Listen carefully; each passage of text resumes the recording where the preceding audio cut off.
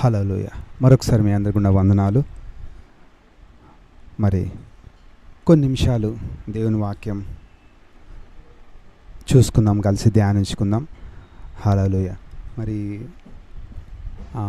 Inter అయిపోయిన తర్వాత ఫ్రెషర్గా ఉన్నప్పుడు నేను కొన్ని కాల్ సెంటర్స్ కొరకు ఇంటర్వ్యూకి వెళ్ళానమాట. ఇంటర్వ్యూ వెళ్ళినప్పుడు మనకు తెలిసిన విషయం కదా, ఇంటర్వ్యూ వాళ్ళు చాలామందికి అంటే మామూలుగా అప్లై చేసుకోవడానికి చాలామంది వస్తూ ఉంటారు కదా. అయితే నేను కూడా ఇంటర్వ్యూకి వెళ్ళాను. ఇక ఇంటర్వ్యూలో వాళ్ళన్నీ ఇంట్రొడ్యూస్ యువర్ సెల్ఫ్ మామూలుగా తెలిసిన విషయాలే కదా. అన్నీ అయిపోయిన తర్వాత ఇక వీళ్ళు కాల్ బ్యాక్ అంటారు కాబట్టి ఆ ఇంటర్వ్యూలో అట్లా అందరికీ చెప్పడం జరిగింది. అట్లా చెప్పడం జరిగిన తర్వాత దాంట్లో ఫ్యూ పీపుల్ మాట, కొంతమంది మాత్రమే వాళ్ళు సెలెక్ట్ చేసినారు. అయితే ముఖ్యంగా ఏంటిది అక్కడ అంటే వాళ్ళ స్కిల్స్ కానీ వాళ్ళ ఎడ్యుకేషన్ ప్రతి అన్నీ కూడా చూసి బేస్ చేసుకొని సెలెక్ట్ చేస్తూ ఉంటారు కదా. మరి ఆలోచిస్తే ఈ లోకంలో మరి అధికారులు కానీ లేకపోతే వాళ్ళ పై అధికారులు కానీ యాక్సెప్ట్ చేయాలి అంటే వాళ్ళు చూస్తారు, చూసిన తర్వాతనే వాళ్ళకి అన్నీ ఓకే అనిపిస్తేనే వాళ్ళు యాక్సెప్ట్ చేస్తారు కదా. మరి ఈ తీరుగా మనం చూసుకుంటూ పోతే లోకంలో అన్ని విషయాలు మనం ఆలోచించినట్టయితే ఏ తీరు చూసినా మామూలుగా ఉదాహరణకు బ్యాంక్లో మన అకౌంట్లో అమౌంట్ ఉన్నాయనుకోండి, అమౌంట్ ఉందని చెప్పి మన బ్యాంక్లో వెళ్ళి నా అమౌంట్ని నాకు ఇచ్చేయండి అంటే ఇస్తారా? అట్లా ఇవ్వరు కదా. అంటే దానికి ఒక ప్రాసెస్ ఉంటుంది. ఎగ్జాంపుల్ ఒక స్లిప్ తీసుకొని ఆ డీటెయిల్స్ రాసి ఆ లైన్లో నిలబడి అట్లా విత్డ్రా చేసుకోవాలి. ఈ తీరు మనం చూస్తూ పోతే ఈ లోకంలో ప్రతి విషయంలో కూడా ఏంటిది ఒక ప్రాసెస్ ఉంటుంది, ఒక క్రమం. లేకపోతే ఆ తీరులో వెళ్ళినప్పుడే ఆ సుపీరియర్స్ కానీ లేకపోతే వాళ్ళు ఏం చేస్తారు, వారిని సెలెక్ట్ చేసుకుంటారు. మామూలుగా జాబ్ విషయంలో కానీ లేకపోతే ఎగ్జామ్స్ మనం చెప్పుకుంటూ వచ్చినా కదా. మరి ఈ తీరు లోకంలోనే ఇన్ని జరుగుతూనే అంటే ఈ తీరు వాళ్ళు చేస్తూ పోతేనే ఒప్పుకుంటారు అధికారులు, వాళ్ళు యాక్సెప్ట్ చేస్తారు, మనం చూస్తూ ఉన్నాం కదా. మరి ఈ తీరు ఆలోచిస్తే బైబిల్లో కూడా మరి దేవుడు తనను సేవించే విషయంలో, తనను మొక్కే విషయంలో ఫ్రీడమ్ ఇవ్వలేదు. అవును, మామూలుగా దేవుని నమ్ముకున్న తర్వాత వారి జీవితంలో దేవుని స్వేచ్ఛ అంటే పాపం విషయంలో కానీ దేవుని మొక్క విషయంలో వారి ఫ్రీ విల్ అంటే వారికి స్వేచ్ఛ ఇచ్చినాడు. కానీ దేవుని వర్షిప్ చేసే విషయంలో, దేవుని మొక్కే విషయంలో మాత్రం దేవుడు ఏ తీరైతే చెప్పినాడో ఆ తీరు మొక్కాలని దేవుడు స్పష్టంగా వాక్యం సెలవిస్తుంది. వాక్యంలో చూసుకుందాం. అపోస్తుల కార్యం 10వ అధ్యాయం 35వ వచనం. ఈ చోట ప్రతి జనములలోనూ ఆయనకు భయపడి నీతిగా నడుచుకొను వానిని ఆయన అంగీకరించును. ఈ చోట దేవుడు చెప్తున్నాడు కదా, ఏంటిది ప్రతి జనములలో అంటే ఎవ్రీ నేషన్, మరి ఆది నుంచి ఇంకా దేవుని రాకడ వరకు అనుకోవచ్చు, ప్రతి జనములో కూడా దేవుడు అంట అందరిని యాక్సెప్ట్ చేయడంట. ఎవరైతే ఆయనకు భయపడి ఈ లోకంలో నీతిగా నడుచుకున్నప్పుడు. చూడండి, మామూలుగా మనం చూస్తూ ఉంటాం, మనం దేవుణ్ణి నమ్ముకోవడము అంటే చాలామంది చెప్తూ ఉంటారు ఏమని, యేసుప్రభు అంటే నిన్న చాలా ఇష్టం మాకు, మేము చర్చిగా అనిపించినప్పుడు కానీ మేము ప్రేయర్ చేసుకుంటూ ఉంటాం, లేకపోతే మొక్కుతూ ఉంటాం, ఇది చెప్పడం. తర్వాత ఇంకేంటిది, మరి దేవుణ్ణి మేము నమ్ముకున్నాం, తర్వాత ఈ మేము చర్చికి వస్తున్నాం, మనం వింటూ ఉంటాం కదా. అవును, నేనేం చెప్పదలిచినాను అంటే, మరి వారి జీవితంలో యేసుప్రభు నమ్ముకున్న తర్వాత దేవునితోని నడిచే వేళ దేవుడు వారి జీవితాన్ని దేవుడు యాక్సెప్ట్ చేయాలంట. సాధారణంగా మనం ఆలోచిస్తే ఏంటిది, ప్రతి జనంలో కూడా దేవునికి ఎవరైతే భయపడతారో, ఎవరైతే నీతిగా నడుచుకుంటారో వారిని నేను అంగీకరిస్తా అని చెప్పి చోట దేవుడు మాట్లాడుతున్నాడు కదా. మరి దేవుణ్ణి నమ్ముకున్నామని చెప్తే సరిపోతుందా? లేకపోతే చర్చికి వస్తున్నాను రెగ్యులర్గా అని చెప్తే సరిపోతుందా? అవును, ఇవన్నీ చేయొద్దని కాదు, ఇవన్నీ దేవుడు చెప్పిన నిజమే. అంటే పరిశుద్ధ దినం ఘనముగా ఆచరించమని నిజమే. తర్వాత ప్రతిదీ కూడా ఇవన్నీ చేయవలసి ఉన్నది. అయితే ఏంటిది, దేవుణ్ణి నమ్ముకున్న తర్వాత దేవునికి ఎవరైతే భయపడతారో, ఎవరైతే నీతిగా నడుచుకుంటారో వారిని మాత్రమే నేను ఒప్పుకుంటానని దేవుడి చేత మాట్లాడుతున్నాడు కదా. మనం ఇందాక చెప్పుకుంటూ వచ్చినాం. అవును, మరి ఆ ఇంటర్వ్యూ వెళ్ళినప్పుడు మరి నేను సెలెక్ట్ కాలేదు, ఫ్రెషర్గా ఉన్నప్పుడు స్టార్టింగ్ అది ఫస్ట్ ఇంటర్వ్యూ యాక్చువల్గా అది. అయితే నేను సెలెక్ట్ కాలేదు. అయితే నేను చెప్పదలిసింది, చాలామంది అక్కడికి వచ్చినారు కానీ కొంతమంది సెలెక్ట్ అయినారు. మరి అదే విధముగా దేవుని విషయంలో కూడా, దేవుని మొక్కే విషయంలో, ఏ జనంలో కూడా ఆయనను మొక్కే విషయంలో మనిషికి నచ్చినట్టు, మనిషికి తోచినట్టు ఆయనను మొక్కితే దేవుడు ఒప్పుకోడంట. చూడండి, మామూలుగా ఈ లోకంలో సాధారణంగా కామన్గా టైం పాస్ కొరకు వారికి నచ్చినట్టు చేస్తూ ఉంటారు. ఉదాహరణకు నేను ఇంతకుముందు అంటే మామూలుగా లీజ్ టైంలో చెస్ అంటే నాకు ఎక్కువ ఇష్టం. అట్లా నేను చెస్ ఎక్కువ ఆడేవాడిని.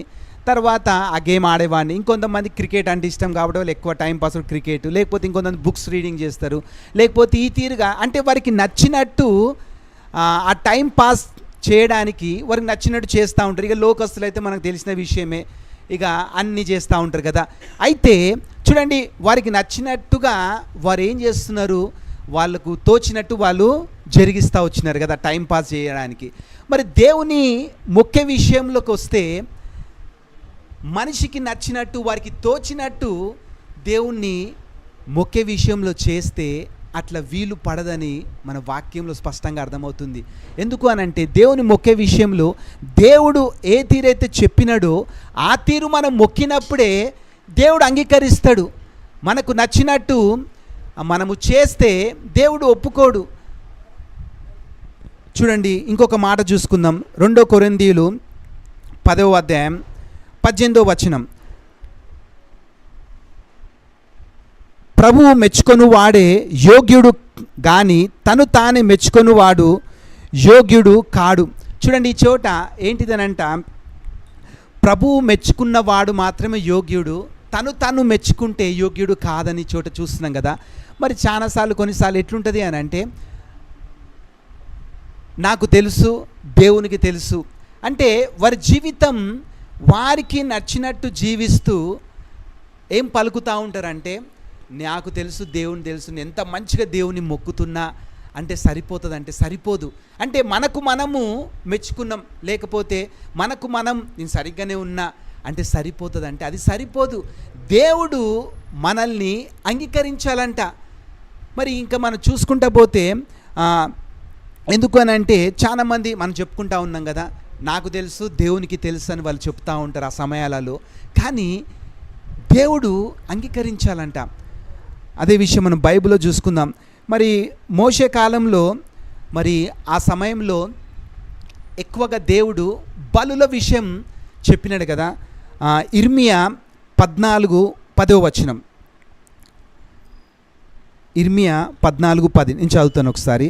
యెహోవా ఈ జనులతో ఈ మాట సెలవిచ్చున్నాడు, ఈ జనులు తమ కాళ్ళకు అడ్డం లేకుండా తిరుగులాడుటకు ఇచ్చగలవారు గనుక యెహోవా వారిని అంగీకరింపడు. అప్పుడు ఆయన వారి అక్రమమును జ్ఞాపకం చేసుకొనును, వారి పాపమును బట్టి వారిని శిక్షించును.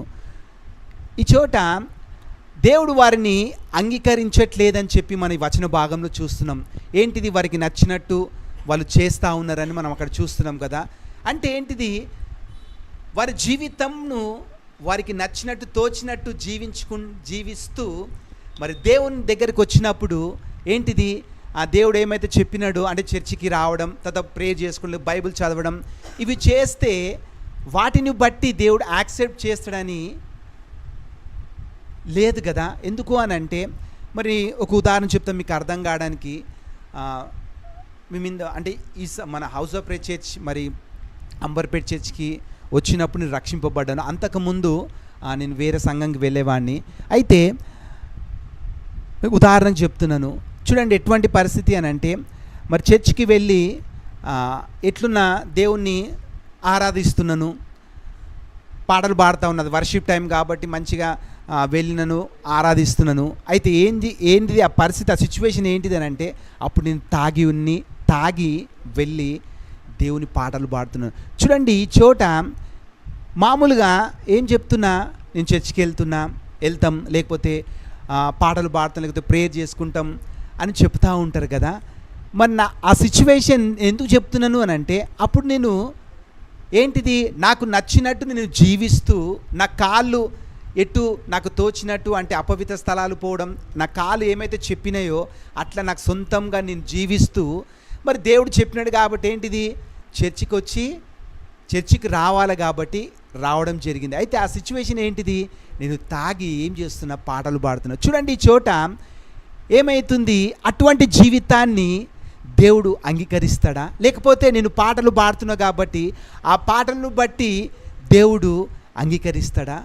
చూడండి, ఏంటిది నేను చెప్పదలిచింది ఏంటిది అంటే, దేవుని మొక్కే విషయంలో, దేవుని వర్షిప్ చేయడం అంటే దేవుణ్ణి సేవించే విషయంలో మనకు నచ్చినట్టు చేస్తూ, మనకు తోచినట్టు దేవుణ్ణి మొక్కితే దేవుడు అంగీకరించాడు. అదే చెప్తున్నాడు కదా, ఏ జనములైనా సరే ఆయనకు భయపడి నీతిగా నడుచుకుంటే వారిని నేను ఒప్పుకుంటా అంటున్నాడు కదా. మరి చాలామంది వారి జీవితాలలో వారికి తోచినట్టు వారు జీవిస్తూ ఏమంటారు, దేవుడిని మేము మొక్కుతున్నాం, లేకపోతే దేవుడిని మేము సేవిస్తున్నామని వాళ్ళు పలుకుతారు, కానీ దేవుడు వారి జీవితాన్ని ఒప్పుకుంటాడంటే ఒప్పుకోడు. చూడు, బైబిల్లో మనం చూసుకున్నట్టయితే ఆదికాండం 4వ అధ్యాయం 5వ వచనం. మరి ఈ వచన భాగం మనం ఎన్నోసార్లు విన్నాం, మనకు తెలిసిన వచన భాగమే. మళ్ళీ ఒకసారి జ్ఞాపకం చూసుకుందాం. చూడు, ఈ చోట ఇద్దరు, కయ్యోను హేబేలు, ఇద్దరు కూడా దేవునికి అర్పణ తెస్తారు. అయితే కయ్యోను తను ఏం చేస్తాడనంటే, కూరగాయలు, పొలం పంటల నుంచి కొన్ని తీసుకొచ్చి దేవునికి అర్పణ తెచ్చి అర్పిస్తాడు. తర్వాత హేబేలు ఏం చేస్తాడు, తొలిచూలు మంచి లేతది ఒకటి మేకపిల్ల తీసుకొచ్చి దేవునికి అర్పణగా తీసుకొస్తాడు. మనం ఆ వచన భాగం చూస్తే అర్థమవుతుంది ఏంటిది అని అంటే, ఇద్దరు కూడా అర్పణ తెచ్చినారు. అయితే ఈ 4వ అధ్యాయం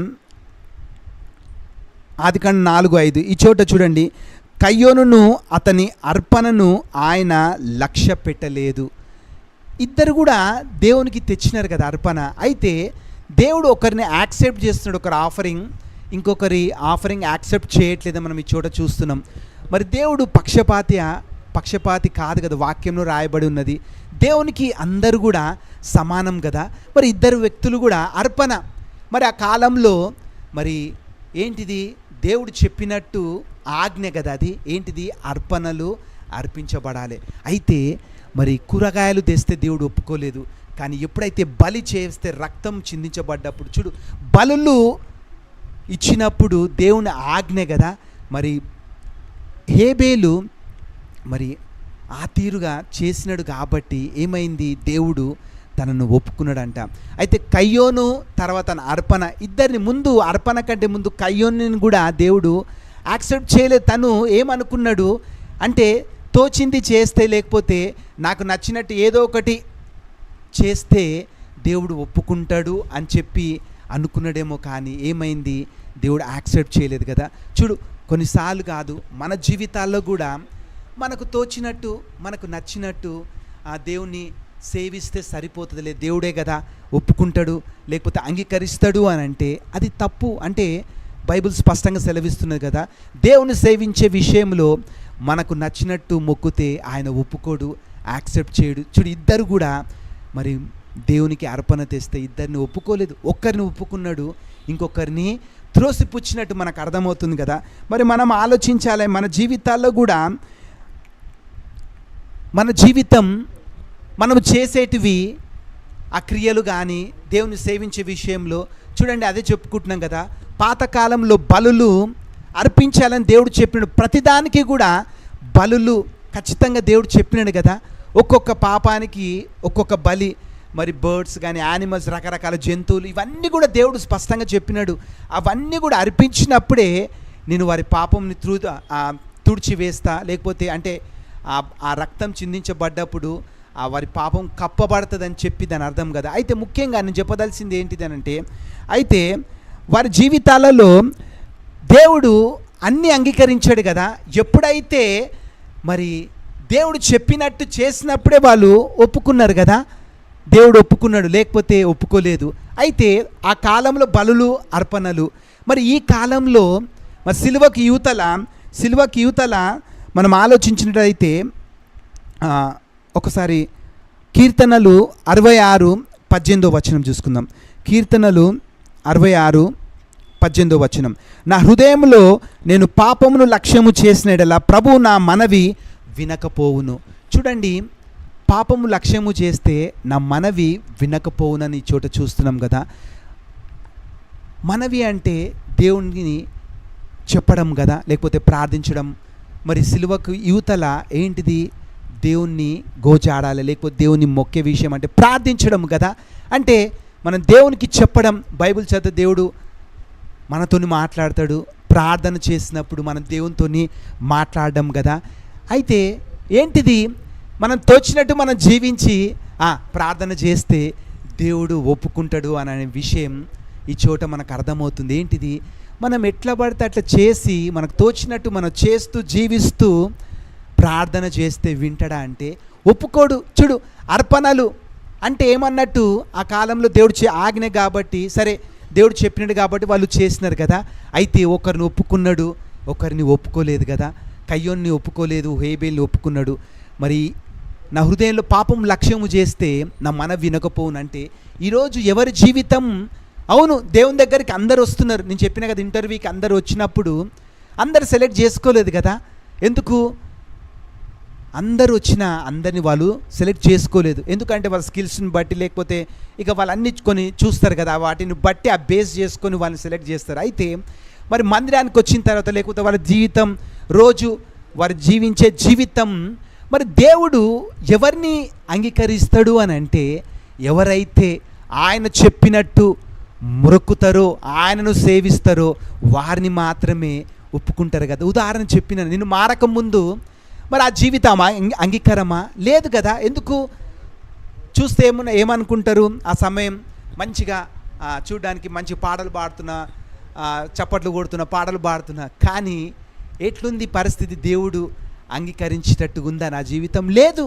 చూడ్డానికి మాత్రం అరే ఆ వయసుకి, అరే చిన్న వయసు ఎంత మంచిగా పాటలు పాడుతున్నాడు కదా అని అనుకుంటారు. కానీ హృదయ రహస్యాలు ఎరిగిన దేవుడు కదా. మరి ఆ జీవితం ఆ సమయంలో అంగీకారంగా ఉన్నదా? మరి ఈరోజు నువ్వు ఆలోచించవలసిన విషయం ఏంటిదంటే, అవును నువ్వు మందిరానికి వస్తున్నావేమో, దేవుని నమ్ముకున్నవేమో, ఎట్లున్నది నీ జీవితం? దేవుడు అంగీకరించేటట్టుగా ఉన్నదా నీ ప్రార్థన, లేకపోతే నీ జీవితం? ఇవి నీ జీవితాన్ని, లేకపోతే నీ కుటుంబాన్ని దేవుడు అంగీకరించేటట్టు ఉండాలి. లేకపోతే మనల్ని మనమే మోసం చేసుకున్నట్టు కదా.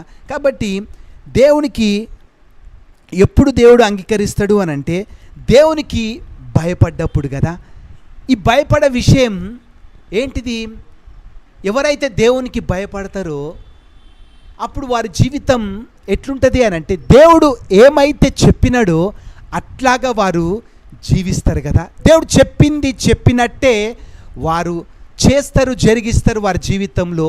అది గుర్తు. అంటే నువ్వు నిజంగా దేవునికి భయపడితే, మనం దేవునికి భయపడితే మనం ఏం చేస్తాము అంటే, ఏమైతే దేవుడు చెప్పినాడో ఆ తీరుగా మనము జీవిస్తాం. చూడండి, బైబిల్లో చూసుకుందాం. ఆదికాండం 22:12. అప్పుడు ఆయన, ఆ చిన్నవాని మీద చెయ్యి వేయకుము, అతనినేమీ చెయ్యకుము, నీకు ఒక్కడై ఉన్న నీ కుమారుని నాకు వెనుతీయలేదు గనుక నీవు దేవునికి భయపడువాడవని ఇందువలన నాకు కనబడుచున్నదనను. మరి తన జీవితం మనకు తెలుసు కదా, ఎన్నోసార్లు విన్నాం అబ్రహాం జీవితం. మరి అన్ని దేవుడు ఇచ్చిన తర్వాత కుమారుడు లేనందుకు తను చాలా బాధపడుతున్నప్పుడు దేవుడు వాగ్దానం చేస్తాడు కదా. ఏమని? నీ కడుపులో, అంటే నీకు పుట్టబోయే వాడే నీకు వారసుడు అని చెప్పి వాగ్దానం చేస్తాడు. మనకు తెలిసిన విషయం కదా. అయితే వాగ్దానం చేసిన తర్వాత మరి 75 ఇయర్స్ ఉన్నప్పుడు దేవుడు వాగ్దానం చేస్తాడు. 25 ఇయర్స్ అంటే ఆల్మోస్ట్ మరి 100 ఇయర్స్కి దేవుడు తనకు కుమారుని ఇస్తాడు, ఇస్సాకుని. అయితే అన్నీ అంటే చూడండి, చాలా ఆలస్యమైంది కదా. చాలా ఆలస్యమైనప్పుడు చాలా కష్టమవుతుంది కదా, ఎదురు చూసి. కానీ చాలా బాగుంటుంది. సరే, ముఖ్యంగా చాలా ఆలస్యమైనది. అయితే 100 ఇయర్స్కి దేవుడు తనకు కుమారుని ఇస్తాడు. దేవుడు తన కుమారుని ఇచ్చిన తర్వాత చూడు చాలా, ఎందుకనంటే ఒకటే కుమారుడు, చాలా ఆలస్యమైనది. మరి ఎన్నో అనుకుని ఉంటారు కదా, మామూలుగా ఈ లోకంలో తల్లిదండ్రులు ఆ పిల్లల విషయంలో ఎన్నో కలలు కంటారు, సాధారణంగా తెలిసిన విషయమే. అయితే అబ్రాహాం జీవితంలో కూడా చాలా ఆలస్యమైంది, ఒక్కడే ఒక కుమారుడు. అయితే అబ్రాహాంని దేవుడు పిలిచి ఒక సమయంలో అడుగుతాడేమని, నీకు ఒక్కడే ఉన్న కుమారుని నాకు బలి ఇయ్యి అని చెప్పినప్పుడు చూడు, మరి అబ్రాహాం తను ఏమి కూడా చెప్పకుండా మరి దేవుడు చెప్పినట్టే సరే తన కుమారుని తీసుకువెళ్తాడు. ఇక అన్ని సిద్ధపరిచి కట్టెలు పెట్టి కుమారుని పడుకోబెట్టి కత్తి ఇక చేయి లేపినప్పుడు ఆ చోట మరి మనం ఇందాక చదువుకున్న వచన భావన చూస్తున్నాం కదా, తనను ఎటువంటి హాని చేయకు అని చెప్పి దేవుడు ఆపుతాడు కదా. ఆపిన తర్వాత అదే చోట వచనంలో మనం స్పష్టంగా చూస్తాం, ఇందు మూలంగా నీకు ఒక్కడే కుమారుని నువ్వు బలి ఇయ్యడానికి వెను తీయలేదు కాబట్టి నువ్వు నిజముగా నాకు భయపడు వాడవని, ఇందు మూలముగా అంటే ఇప్పుడు స్పష్టంగా అర్థమవుతుందని ఈ చోట మనకు దేవుడు చెప్తున్నాడు కదా. చూడండి ఎంత కష్టము కదా. ఈరోజు దేవుణ్ణి ప్రేమిస్తున్నామని చెప్తూ, మరి దేవుణ్ణి సేవిస్తున్నామని చెప్తూ, మరి వారి జీవితాలలో దేవుడు వదిలిపెట్టమన్నవి వారు ఏం చేస్తున్నారంటే వదిలిపెట్టకుండా ఇంకాగా దేవుణ్ణి మేము సేవిస్తామని చెప్తూ ఉంటారు కదా. మరి అటువంటి పరిస్థితులలో దేవుడు అట్టి జీవితాన్ని ఒప్పుకుంటాడంటే ఒప్పుకోడు కదా. చూడండి ఈ చోట మనకు అర్థమవుతుంది, ఎవరైతే దేవునికి భయపడతారో, నువ్వు నిజంగా మనం భయపడితే దేవుడు ఏమైతే చెప్తాడో వాటిని విడిచిపెట్టాలి, లేకపోతే ఇట్లా చేయాలన్నప్పుడు చెప్పినట్టుగా మనము చేసినప్పుడే కదా. ఏమన్నట్టు, నువ్వు నిజంగా దేవునికి భయపడితే ఏం చేస్తావు, దేవుడు చెప్పినాయే అప్పుడు ఏం చేస్తాం మనం, అది వినాలి. అప్పుడే దేవుడు ఒప్పుకుంటాడని యాక్సెప్ట్ చేస్తాడని మనం చూస్తున్నాం కదా. మరి అబ్రాహాం జీవితంలో అది ఎంత కష్టము కదా. 100 సంవత్సరాలకు అంత ఆలస్యమైనప్పటికీ, అంత ఆలస్యమైన కుమారుణ్ణి, ఒక్కడే కుమారుణ్ణి దేవుడు అడిగినందుకు వెనుక తీయలేదు కదా. అంటే ఇంకేం రీజన్ చెప్పలేదు.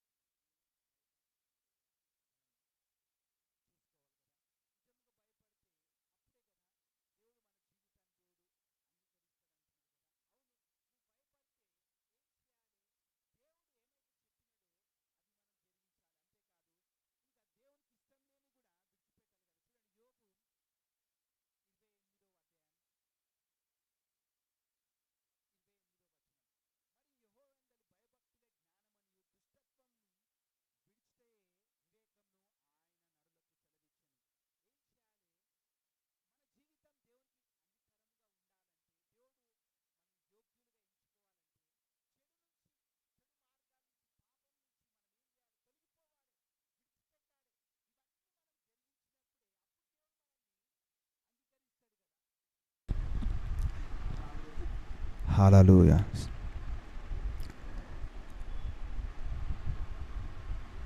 ఎప్పుడైతే వీటన్నిటి నుంచి మనము తొలగిపోవాలి అంటే, చెడు మార్గాల నుంచి, పాపం నుంచి, ఇవన్నిటి నుంచి మన వంతు మనం చూసుకోవాలి. మనము తొలగిపోయినప్పుడే అప్పుడు దేవుడు మన జీవితాన్ని అంగీకరిస్తాడని చెప్పి చోట మనం చూస్తున్నాం కదా. కాబట్టి ప్రతి జనములో కూడా ఆయనకు భయపడి నీతిగా నడుచుకుని వారిని అంగీకరిస్తాడు. కాబట్టి మన జీవితాలలో దేవుడు మన జీవితం అంగీకరించినట్లుగా మనం నడుచుకోవాలి. మన వంతు మనం చేయవలసినది కదా. కీర్తనలు 19వ అధ్యాయం 14వ వచనం. హల్లెలూయా. ఈ చోట యెహోవా నా ఆశ్రయదుర్గమా, నా విమోచకుడా, నా నోటి మాటలను, నా హృదయ ధ్యానములు నీ దృష్టికి అంగీకారములు అగునుగాక. ఇంగ్లీష్లో ఉంటుంది యాక్సెప్టబుల్. చూడండి, మన నోటి మాటలు, మన హృదయం, ప్రతిదీ కూడా కదా, అన్నీ కౌంట్ అవుతాయి కదా. అంటే ఏంటిది? నోటి మాటలు. మన ఈ నోటి ఈ నోరు బట్టి, అంటే ఈ నోరు ద్వారా మనం ఏం చేస్తాం? దేవుని స్తుతిస్తాం. మరి ఈ నోరును జాగ్రత్తగా మనం వాడాలని ఉంది, రాయబడి ఉంటుంది కదా వాక్యంలో కూడా. ప్రతి మాట కూడా దేవుడు లెక్క అడుగుతున్నాడు కదా. కొన్నిసార్లు మన జీవితాల్లో మాటలు ఇక విపరీతంగా నాలుక ఉన్నదని చెప్పి ఇష్టం ఉన్నట్టు విమర్శించడం కానీ శపించడం కానీ చేయకూడదని వాక్యంలో స్పష్టంగా ఉన్నది కదా. చూడు, దేవునికి ప్రతిదీ కూడా అంగీకారముగా, ప్రతిదీ మనం చేసే ప్రతి పని కూడా, అంటే మన అవయములన్నీ కూడా దేవునికి అర్పించుకోవాలి కదా. ఇంకో చోట రాయబడి ఉంటుంది. సరే, అదంతా టైం సరిపోదు కాబట్టి ఫాస్ట్గా చెప్తాను. అయితే నేను చెప్తున్నా, మన నోటి మాటలు కూడా దేవునికి అంగీకారంగా ఉండాలని దేవుడు స్పష్టంగా చెప్తున్నాడు కదా. ఈ తీరు ప్రతిదీ కూడా మనం సరిచూసుకోవాల్సి ఉన్నది. అప్పుడే దేవుడు మన జీవితాన్ని అంగీకరిస్తాడంట కదా. త్వరగా మనం చూసుకుందాం. మలాకి 1వ అధ్యాయం 8వ వచనం చూడండి. ఈ చోట గుడ్డి దానిని తీసుకొని బలిగా అర్పించిన ఎడల అది దోషము కదా. కుంటి దానినైనను రోగం గల దానినైనను అర్పించిన ఎడల అది దోషము కదా. అట్టి వాటిని నీ అధికారికి నువ్వు ఇచ్చిన ఎడల అతడు నీకు దయచూపున నిన్ను అంగీకరించిన. చూడండి, ఈ చోట నీ అధికారికి కుంటిదో గుడ్డిదో లేకపోతే రోగం వచ్చిందో తీసుకొస్తే అది యాక్సెప్ట్ చేయడు కదా. ఈ లోకంలో ఒక మనిషి, ఒక అధికారికి, ఉదాహరణకు మామూలుగా మనం గ్రీటింగ్స్ చెప్పడానికి కానీ విష్ చేయడానికి వెళ్ళినప్పుడు సాధారణంగా కొంచెం మంచి విఐపీస్కి అట్లా మనం ట్రీట్ చేసేటప్పుడు కొన్నిసార్లు ఉదాహరణకు ఫ్లవర్సే ఉన్నాయి అనుకోండి, అవన్నీ వాడిపోయినాయి తీసుకుపోతే వెంటనే వాళ్ళ ఫేస్ చేంజ్ అయిపోతే కొన్నిసార్లు అప్పుడే కూడా వాళ్ళు కోపగించుకోవడం కూడా జరగడం జరుగుతూ ఉంటుంది కదా. చూడండి, మామూలుగా ఒక మనిషే ఇష్టం అంటే సరిగా లేనివి, చెడిపోయినవి అటువంటి తీసుకపోతే లోకంలోనే ఒప్పుకోకపోతే, మరి మన దేవుని సేవించే విషయంలో ఎట్లా పడితే అట్లా జీవిస్తూ, అంటే మనం ఎట్లా పడితే అట్లా మనకు నచ్చినట్టు మనము నడుచుకున్న తర్వాత దేవునికి మన జీవితము కానీ, మనము ప్రార్థన కానీ, మన ఆత్మీయ జీవితము ప్రతిదీ కూడా దేవునికి అంగీకారం అవుతుందా అంటే దేవుడు ఒప్పుకోడు కదా అటు జీవితాన్ని. చూడండి, ఉదాహరణకు కుంటిది గుడ్డిది సిక్ అంటే పరిశుద్ధంగా మన జీవితం లేకపోతే, నోటి మాటలు అనుకున్నాం కదా, మరి తన చూపులు, మన ఈ కళ్ళ ద్వారా పాపం, మన చూపులు సరిగ్గా ఉండాలి, పరిశుద్ధంగా ఉండాలి కదా. తర్వాత కుంటిది ఇక రోగం వచ్చిందని అంటే పాపం నింపుకున్న తర్వాత చెడిపోతాం కదా. హృదయ శుద్ధి గలవారు ధన్యులని రాయబడి ఉంది కదా. అంటే మన హృదయం శుద్ధిగా లేకపోతే ఇవన్నీ కూడా మనం వీటన్నిటిని కూడా ఏం చేయాలి? సరి చేసుకొని దేవుని సన్నిధికి వచ్చి, లేకపోతే దేవుని ఎదుట మన జీవితం తన ఎదుట మనం పెట్టినప్పుడు అప్పుడు దేవుడు అంగీకరిస్తాడు కదా. అంతేగాని మన అవయవాల ద్వారా, అంటే కంటి ద్వారా, తర్వాత మన నోటి ద్వారా, మన హృదయం, ఇవన్నీ కూడా ఇష్టం వచ్చినట్టు మనము జీవిస్తూ వీటన్నిటిని కూడా చెడగొట్టుకున్న తర్వాత దేవుని దగ్గరికి వచ్చి మనం అర్పిస్తే ఒప్పుకుంటాడంటే దేవుడు ఒప్పుకోడు కదా. మన పాతకాలంలో బలులు చెప్పుకున్నాం కదా, మరి ఈ కాలంలో ప్రార్థన దేవుని సన్నిధికి వచ్చినప్పుడు అదే మన ఇందాక వచన భాగం చూసుకున్నాం. హృదయంలో పాపం లక్ష్యం చేసినడలా నా మనవి వినకపోవును కదా. చూడు, నేను చెప్పదలిసింది, మన జీవితం సరిగా లేకుండగా మనం నచ్చినట్టు, మనకు తోచినట్టు జీవిస్తూ దేవుని సన్నిధికి వచ్చి, లేకపోతే ఆదివారం పూట వచ్చి ప్రభువా ఈ పరిస్థితి మార్చు, లేకపోతే ఇంక మనం ఏదైతే మనము దేవునికి ప్రార్థన చేస్తే అట్టి ప్రార్థన దేవుడు వింటాడా అంటే, యాక్సెప్ట్ చేస్తాడా అంటే యాక్సెప్ట్ చేయడు కదా. ఎందుకు దేవునికి భయపడ్డప్పుడు నువ్వు ఆయన చెప్పినట్టు జీవిస్తావు, దేవునికి భయపడకపోతే నీ ఇష్టం వచ్చినట్టు జీవిస్తావు. చూడు, ఉదాహరణకు చెప్పిన కదా, నేను మారన్నప్పుడు దేవుడు అంటే తెలుసు, చర్చికి వెళ్ళినా, కానీ ఏమైంది? భయం లేదు నాలో. ఎందుకు భయం ఉంటే మత్తు పదార్థాలు ముట్టొద్దు అన్నాడు కదా. మరి మత్తు పదార్థాలు తీసుకొని దేవుని మొక్కితే ఏమైంది? మనుషులైతే ఎవరొద్దు అని చెప్పలేదు, ఎందుకు వారికి తెలియదు. కానీ దేవుడు నీ హృదయ రహస్యాలు చూస్తాడు కాబట్టి ఎట్లాగున్నది ప్రతిదీ కూడా నువ్వేం చేయాలి? నువ్వే పరిశీలన చేసుకోవాలి. చూడు, ఇంకో చోట అందుకొరకే హల్లెలూయా,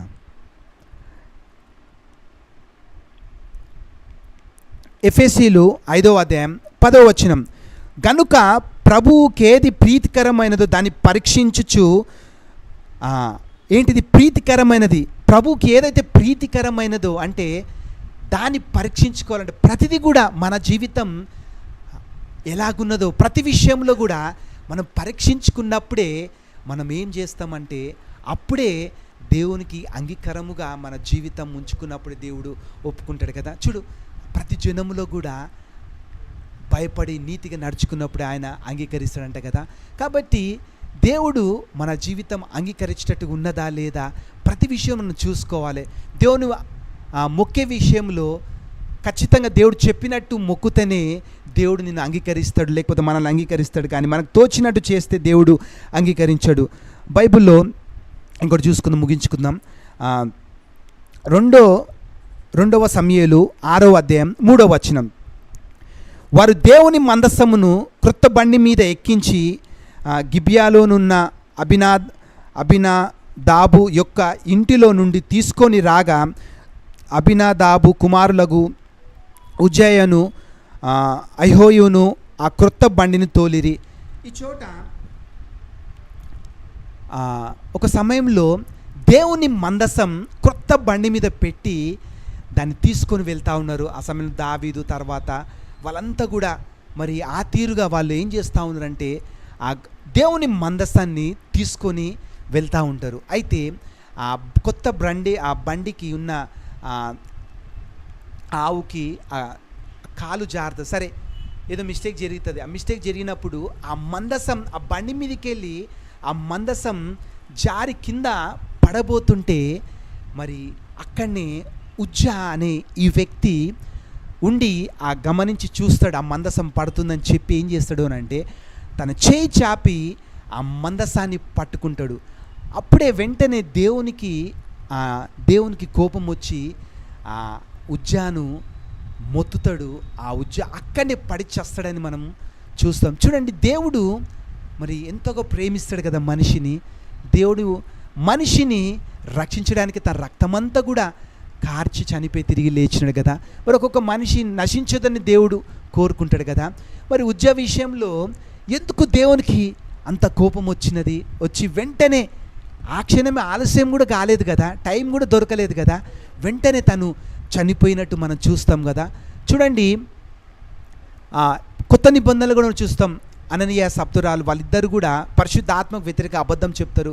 మరి దేవుడు అబద్ధం చెప్పినందుకు వారు కూడా అక్కడనే పడిచేస్తారు. మనం అపొస్తలుల కార్యంలో చూస్తాం. చూడండి, నేను చెప్పదలిసింది సరే ఈ మందసం విషయంలో దేవుడు చెప్పినాడు ఎట్లాగా దాన్ని ఆ మందసం విషయంలో ఎట్లాగా వివరించాలంటే 2వ దినవృత్తాంతములు 2 Chronicles 35:3 ఇజ్రాయేల్ అందరికీ బోధ చేయువారును యెహోవాకు ప్రతిష్ఠితులైన లేవీయులకు ఇలాగూ ఆజ్ఞయించెను, పరిశుద్ధమైన మందసమును మీరిక మీ భుజముల మీద మోయక. చూడండి, మందసాన్ని లేవీయులు ఏం చేయాలి, భుజముల మీద పెట్టుకొని దాన్ని తీసుకుపోవాలి. అంతేకాని ఇంకా వేరేగా నచ్చినట్టు ఇంకేదోగా సొంతగా తోచినట్టు చేస్తే ఏమవుతుందంటే ఉజ్జా పట్టుకోవడానికి చూస్తున్నాడు కానీ ఏమైనా దేవుడు చంపినాడు కదా. చూడండి, మందసం మరి ఆ కాలంలో దేవుడు ఆ మందసంలో ఉండేవాడు కదా, దేవుని మాటలు అక్కడ ఉన్నాయి కదా, దేవుడు అక్కడ నివసించేవాడు. ఆ మందసంలో పరిశుద్ధమైన స్థలంలో పెట్టమని చెప్పాడు. సరే, ముఖ్యంగా నేను చెప్పదలిసింది ఏంటిది అని అంటే ఆ మందసాన్ని దాంతో ఎట్లా వివరించాలని దేవుడు చెప్పినాడు వారికి. ఏమని, లేవీయులు మాత్రమే భుజముల మీద పెట్టుకొని దాన్ని తీసుకువెళ్ళాలి. కానీ ఆ సమయంలో వారు ఆ బండి మీద తీసుకుపోతారు. ముఖ్యంగా ఉజ్జా దాన్ని పట్టుకోవాలనుకున్నాడు కానీ ఒప్పుకున్నాడు, అయ్యో పోన్లే అని యాక్సెప్ట్ చేసినాడు. లేదు, వెంటనే శిక్ష వచ్చింది కదా. చూడండి, దేవుని మొక్కే విషయంలో మనకు నచ్చినట్టు మనకు తోచినట్టు మొక్కితే దేవుడు యాక్సెప్ట్ చేయడు కదా. దేవుడు చెప్పినట్టే మనము మొక్కితేనే దేవుడు ఒప్పుకుంటాడు కదా. మరి ఈ తీరు చూడండి, చివరిగా